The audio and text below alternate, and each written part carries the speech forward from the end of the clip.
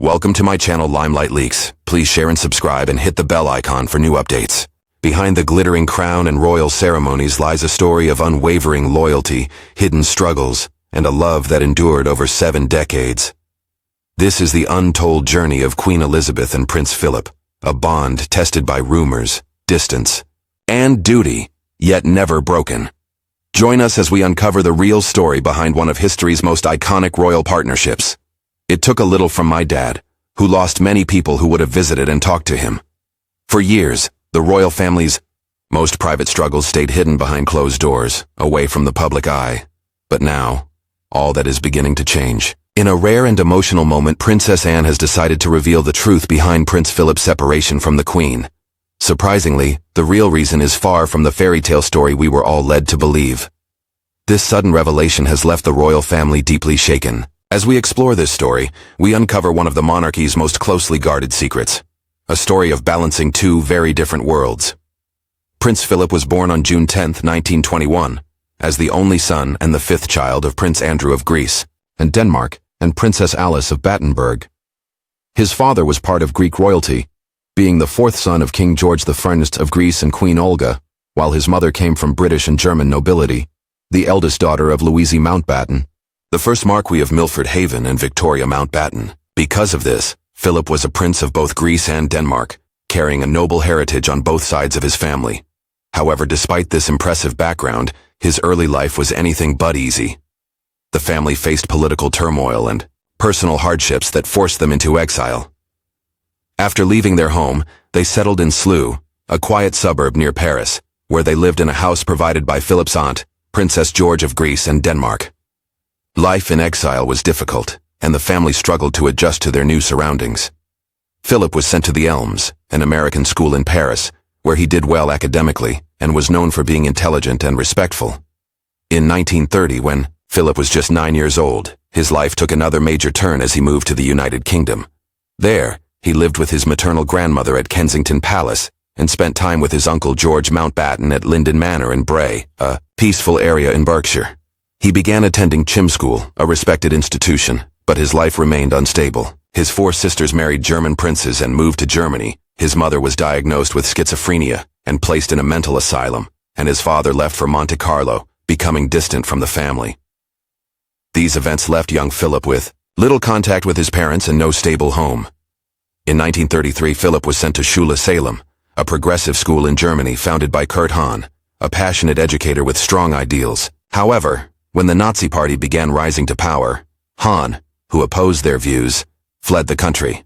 Philip left Schule Salem after 2 terms and followed Hahn's educational vision to Scotland, enrolling at Gordonstoun School, which Hahn had established there. Gordonstoun was a tough school, but focused on building character through discipline, outdoor activities, and resilience.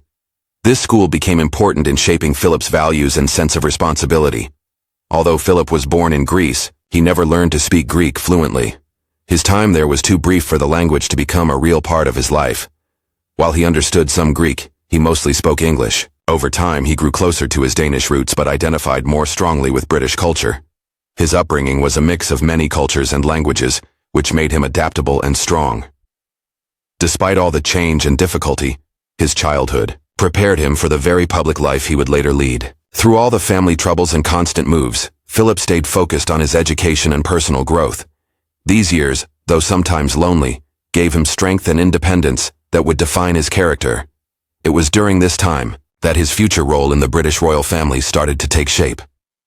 Around 1934, Philip met Princess Elizabeth for the first time. They crossed paths during a royal wedding, when his cousin Princess Marina of Greece married Elizabeth's uncle, the Duke of Kent. At that time, Philip was a teenager, and Elizabeth was still a young girl, so their connection was brief. Their real bond began 5 years later in 1939, when Elizabeth visited the Royal Naval College in Dartmouth. Philip was training there as a naval cadet, and immediately stood out for his energy and confidence. Elizabeth, just 13 years old then, found him exciting and interesting. That visit marked the beginning of a bond that slowly deepened through letters and occasional meetings. Philip had a bold, straightforward personality. He was active, honest, and had a sharp sense of humor, qualities that made him different from many others around the royal family. Elizabeth, who was more quiet and thoughtful, seemed drawn to that contrast. Over time, their friendship grew into love. Despite coming from very different backgrounds, they balanced each other well. They kept in contact during the war years, writing letters to maintain their connection despite distance and the heavy demands of their public roles. As their relationship developed, problems began to surface. Philip's background worried some royal advisors. He was born outside of Britain, had no steady income, and his sisters were married to German nobles with ties to the Nazi Party. This made many people uneasy, especially in the years immediately following World War II. Doubts were raised about whether he was the right person to marry the future queen.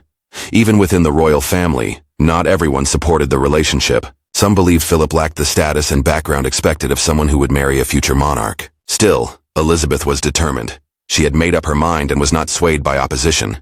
In 1946, Philip proposed marriage, and Elizabeth accepted. They kept their engagement private until Elizabeth turned 21 the following year.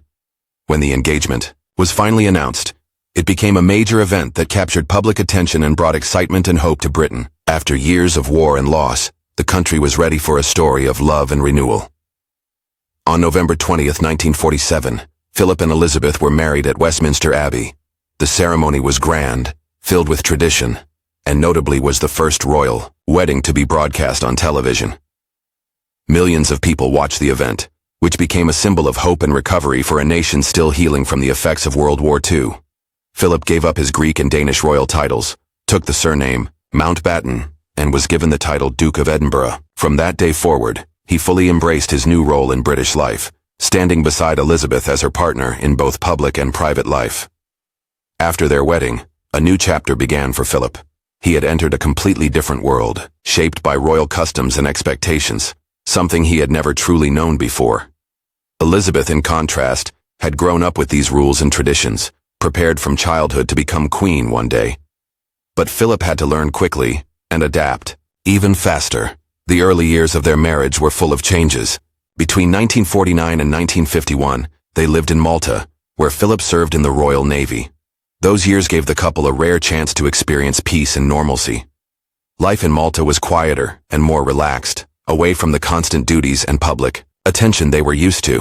For a short time, they lived like a normal couple, enjoying freedom they would rarely have again. Unfortunately, this peaceful period ended abruptly in 1952, when Elizabeth's father, King George VI, passed away suddenly. Everything changed at once. Elizabeth became queen at just 25 years old, and the heavy weight of the crown fell on her shoulders. Their quiet life disappeared almost overnight. Along with her new royal title came a difficult debate over what the royal house would be called now that Elizabeth was queen. Traditionally, a woman would take her husband's surname. Following that custom, some suggested renaming the royal house after Philip.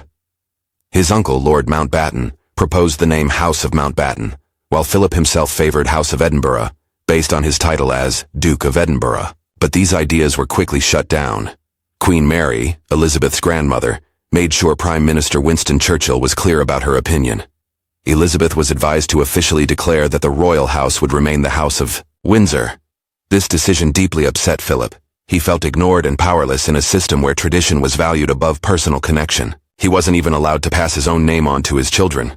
Though he rarely spoke about it publicly, this clearly bothered him. It wasn't until 1960, just before the birth of their third child, Prince Andrew, that a small but important change was made. Elizabeth issued an order in council stating that any of their male-line descendants who were not royal princes or princesses would carry the surname Mountbatten Windsor. This quiet adjustment allowed Philip's name to be recognized. Within the family line, the change came after months of letters and arguments, especially from a constitutional expert who worried that without it, the royal children might be considered illegitimate.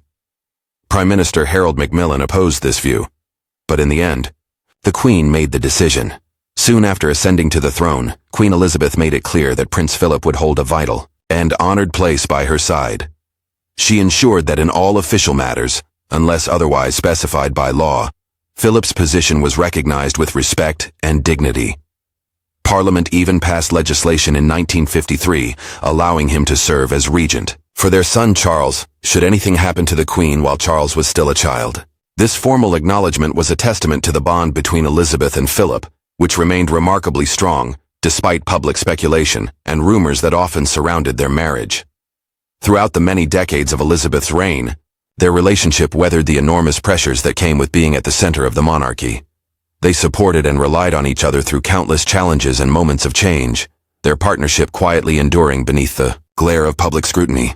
During her Diamond Jubilee in 2012, Elizabeth openly reflected on how much Philip had meant to her personally, describing him as a steady and unwavering presence through her years of service. Philip's role as consort was no simple task. It demanded dedication, patience, and resilience.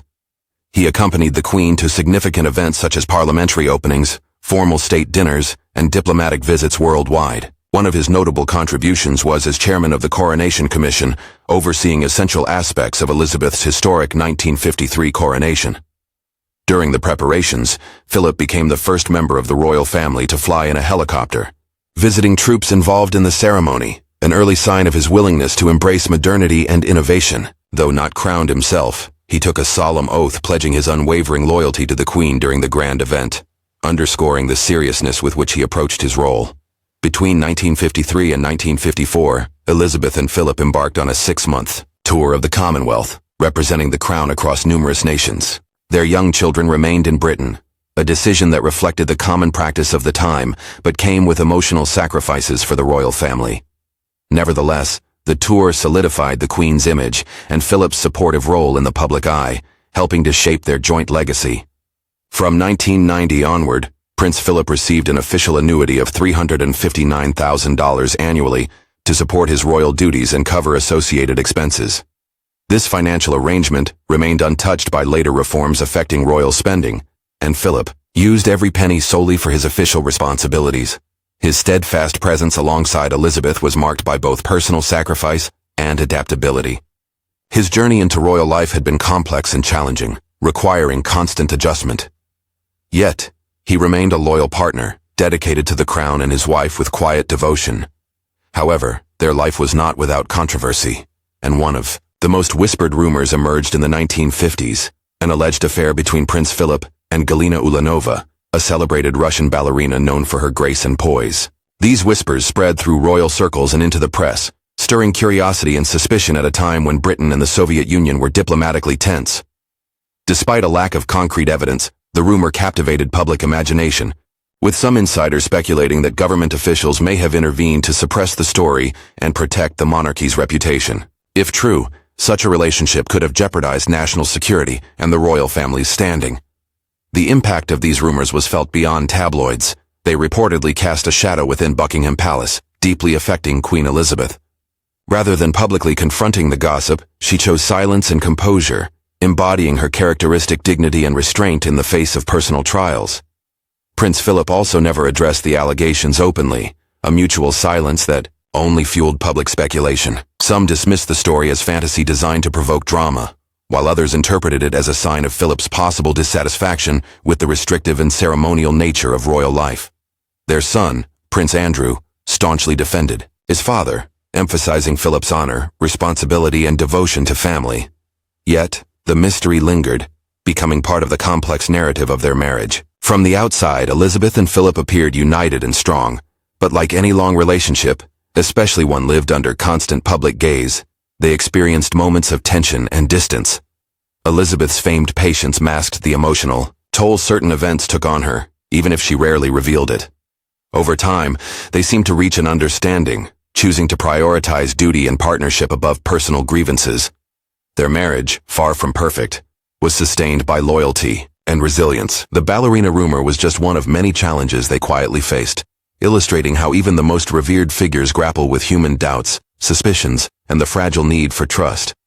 Their children reflected varying perspectives on their parents' union, Princess Anne recognizing her father's restless spirit and Prince Andrew remaining a steadfast defender. These insights enriched the public's understanding of Elizabeth and Philip's complex bond. Despite rumors and separations, the couple stayed together, united by deep commitments to each other, the crown, and their country.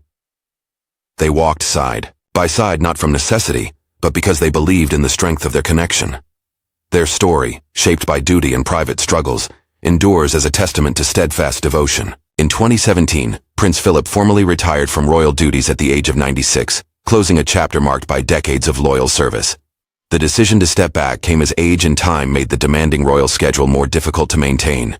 Seeking Peace away from public life, Philip moved to Wood Farm, a modest cottage nestled on the Sandringham estate. Unlike the grandeur of royal palaces, Wood Farm offered simplicity and tranquility, surrounded by nature, fields, and the quiet beauty of the countryside. Here, Philip found solace in painting, reading, walking, and enjoying the peacefulness he had long yearned for. This move was a carefully considered choice supported by his family, allowing the Queen to continue her duties in London while Philip embraced a quieter life that suited his independent spirit. Princess Anne emphasized that the separation was practical and born from mutual understanding, not marital strife. While official accounts describe the transition as amicable, some palace insiders hinted at Philip's growing weariness of the rigid formalities and security that defined royal residences like Buckingham Palace and Windsor Castle. For a man who disliked unnecessary protocol, Wood Farm represented freedom and relief. The public image of a calm retirement masked the more complex reality behind the scenes, where subtle tensions and shifting dynamics may have influenced the decision. Regardless, those close to the family maintained that the arrangement was respectful and thoughtful, emphasizing care over conflict. Philip's final years at Wood Farm symbolized a graceful conclusion to a remarkable journey, one that blended royal duty with personal desire for simplicity and peace. In early 2020, as the world faced the COVID-19 pandemic and lockdowns, Queen Elizabeth and Prince Philip reunited at Windsor Castle, ending several years of living apart. This reunion, prompted by the global crisis, brought them back together, under one roof during a time of fear and uncertainty.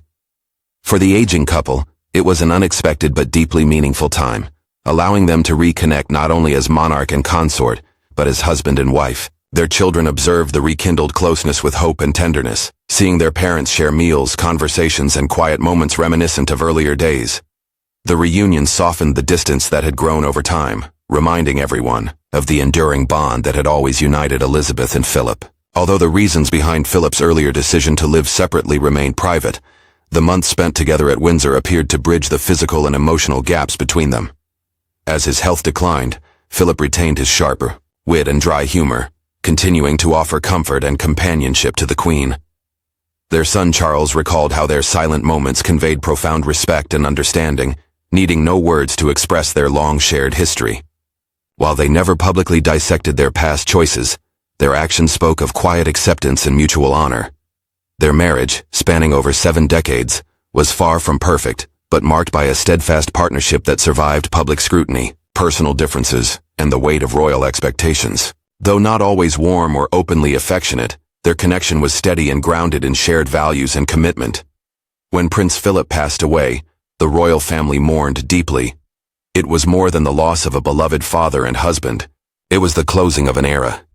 Prince Andrew expressed sorrow mixed with pride, honoring his father's strength in life and at its end. Princess Anne recalled his final wishes: no mourning, only gratitude for a life well lived, reflecting the calm dignity that had characterized Philip's approach to everything. Despite years spent apart at times, Philip remained connected to his family and the Queen, and he stood as one of modern history's most recognized and admired couples. Their marriage, shaped by duty and change, revealed what steadfast commitment looks like under extraordinary circumstances. They supported one another quietly, without needing grand gestures, becoming a symbol of endurance, love that adapts and survives. Even in later years when they lived apart, their bond never broke. If anything, the distance made their final months together all the more poignant. To their children and the watching world, their story was not defined by grand displays, but by understanding, trust, and a love that deepened with time. Ultimately, their journey remains not just a royal legacy, but a profoundly human one. What are your thoughts on the bond between Prince Philip and Queen Elizabeth? Share your views in the comments. If you enjoyed this video, please like and subscribe to this channel. Before you go, check out the other videos on your screen.